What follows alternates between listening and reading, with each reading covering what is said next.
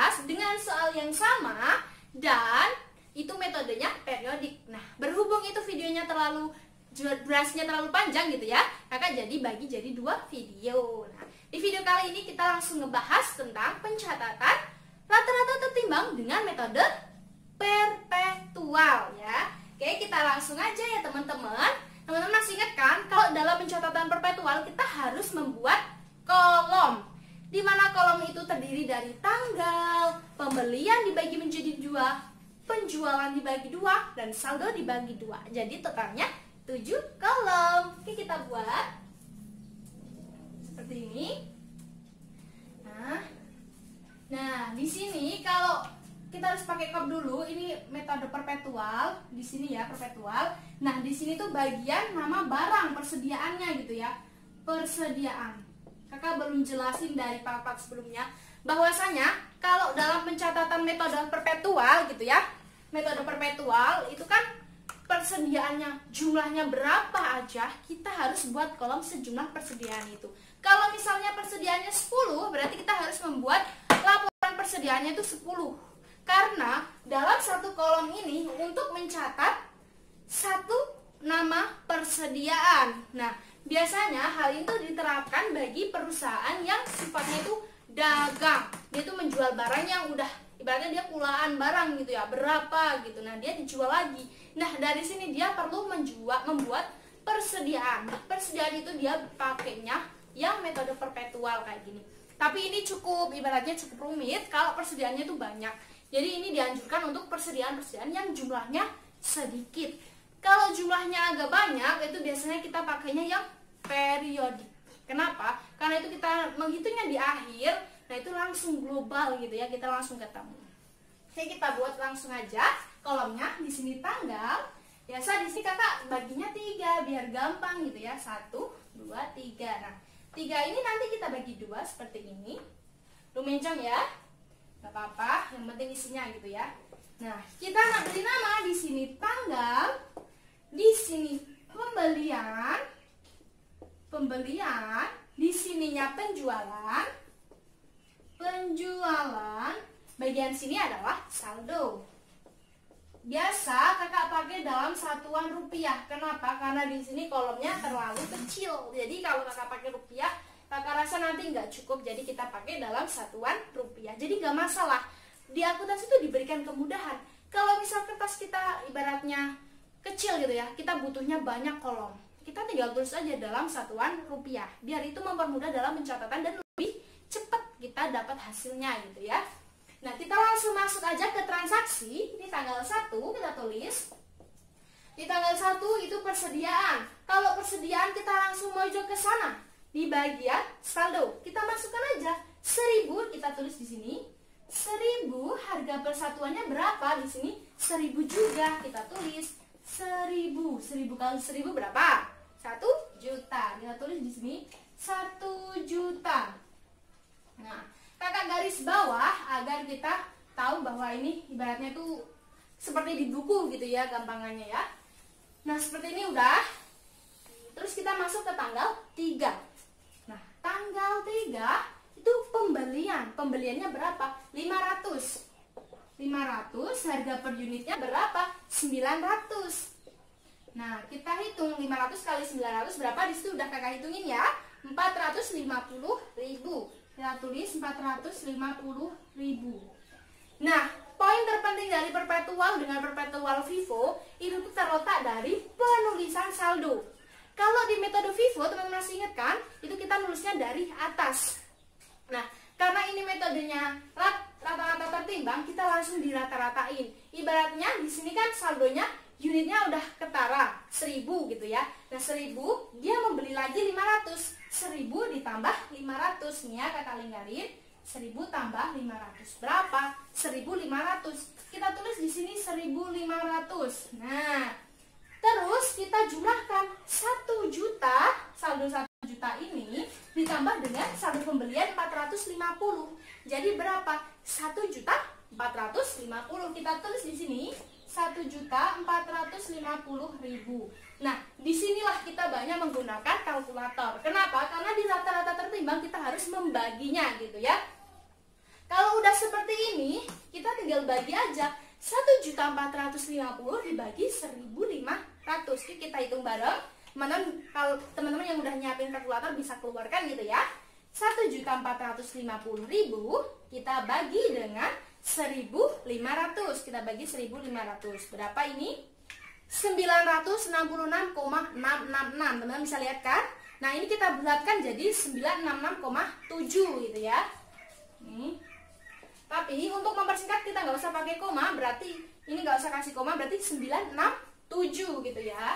967. Nah, yang kakak maksud ini jauh dari relevansi itu karena kita membulatkan. Nah, karena emang di rata-rata tertimbang kita harus membulatkan biar komanya itu tidak terlalu banyak. Kalau kita nggak suka koma, kita bulatkan aja langsung komanya, di belakang koma kita hilangkan atau kita tambahkan gitu ya. Teman-teman harus ingat, intinya kalau rata-rata tertimbang, kalau kita menghitungnya, pertama kita jumlahkan dulu nih. Ininya, unitnya, ibaratnya berapa unit, ditambah berapa unit kita turunkan. Terus, harganya, ditambah harganya itu berapa, baru kita bagi, baru kita tahu harga per penjualannya. Jadi nanti kita menjual pakai harga ini gitu ya. Udah, kita tarik garis. Kita masuk ke tanggal 5. Tanggal 5 dilakukan penjualan 400. Kita langsung tulis 400 ya. Mohon maaf kurang dikit. 400 kita kalikan harga berapa? Harga ini 967.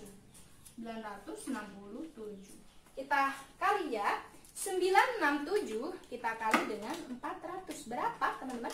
386.800 ya. Kita tulis 386.800. Nah, seperti ini sudah. Nah, terus kita langsung kurangkan. Ini unitnya dengan unit 1.500 dikurangi 400 berapa? 1.100. Iya benar. 1.100. Nah, terus harganya kita kurangkan dengan harga juga. Berapa? 1.450 kurangi 386.800. Kita kurangkan 1.450.000 kurangi itu ya. Berapa? 1.063.200. Kita tulis di sini 1.063.200. Nah, setelah seperti ini baru kita bagi dengan unitnya. Unitnya 1.100 kan? Kita bagi aja. Nah, langsung kita bagi 1.100. 966,5. 966,5 kita bulatkan ke bawah apa ke atas, tergantung kesepakatan. Kalau kakak biasanya makainya ke atas, berarti kita masih sama 967 ya. 967. Seperti ini. Nah, terus kita garis dulu. Sudah. Di tanggal 28 sekarang ya. Tanggal 28 dilakukan pembelian 900. Kita masuk ke bagian pembelian. Berarti di sini kita tulis 900. Harga per unitnya berapa di sini? 800 ya. 800. Nah, 900 kali 800 berapa? 720.000. Kita tulis 720.000. Nah, sampai di sini kita tinggal menjumlahkan unit dengan unit, jumlah dengan jumlah. Unitnya di sini 1.100, kita tambah 900 berapa?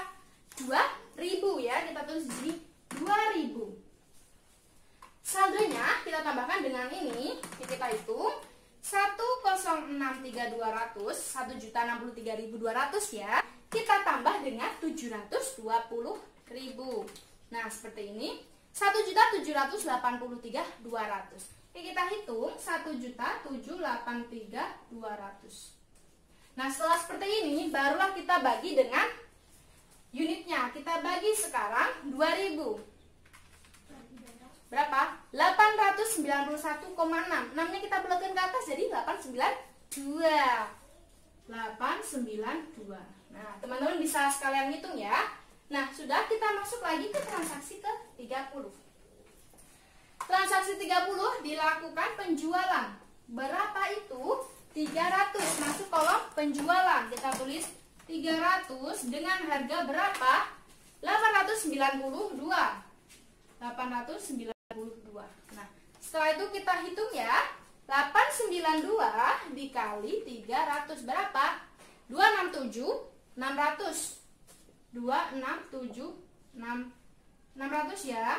Nah, ini kita tambah dengan ini berapa? Jumlah dengan jumlah, unit dengan unit gitu ya. Kita tambah 1.783.200. Berapa jadinya? 2.050.800. 2.050.800. Nah, unitnya berapa? 2 juta kurangi ini, 2.000 kurangi 300 berarti 1.700. Nah, setelah seperti ini baru kita bagi hasil ininya, dibagi dengan unit. Yuk kita bagi berapa? 1.700. Jadinya 1.206,3. Tiganya kita hilangi berarti 1.206